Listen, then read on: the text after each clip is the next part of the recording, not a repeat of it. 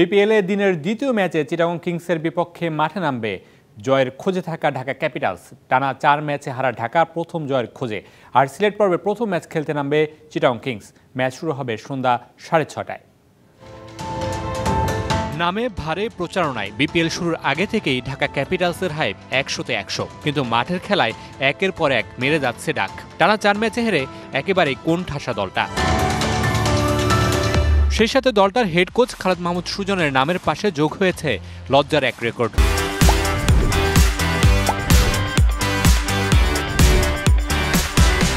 বিপিএলে কোচ হিসেবে টানা 15 ম্যাচে জয় নেই সুজনের নামের পাশে। দেশের অন্যতম সেরা কোচদের একজনের হাত ধরে ঢাকা এবার বেশ ভালো করার লক্ষ্যেই দল গড়েছে, কিন্তু ব্যাটিংয়ে বারবারই খেই হারাচ্ছে তারা। ওপেনিংয়ে সুবিধা করতে পারছেন না লিটন কুমার দাস, তানজিদ তামিমরা। লোকাল সাব্বির রহমান, সাদাত দীপুরাও পাচ্ছেন না রানের দেখা। সবকিছু মিলে অথই পানিতে ঢাকা ক্যাপিটালস। অন্যদিকে মাত্র 2 ম্যাচ খেলা চিটাগং কিংস প্রথম ম্যাচ খেলতে নামবে সিলেট পর্বে। হেলমেট প্যাড বিতর্ক ঠেলে নিজেদের দ্বিতীয় ম্যাচে জয়ের দেখা পেয়েছে দলটা। কানাডিয়ান উপস্থাপিকা দিয়ে সামাজিক যোগাযোগ মাধ্যমে বেশ সরব দলটা। শহীদ আফ্রিদিকে মেন্টর করে বেশ চমকে দেখিয়েছে চিটাগং কিংস। 2 ম্যাচে 1 জয়ে টেবিলের 4-এ অবস্থান চিটাগংয়ের।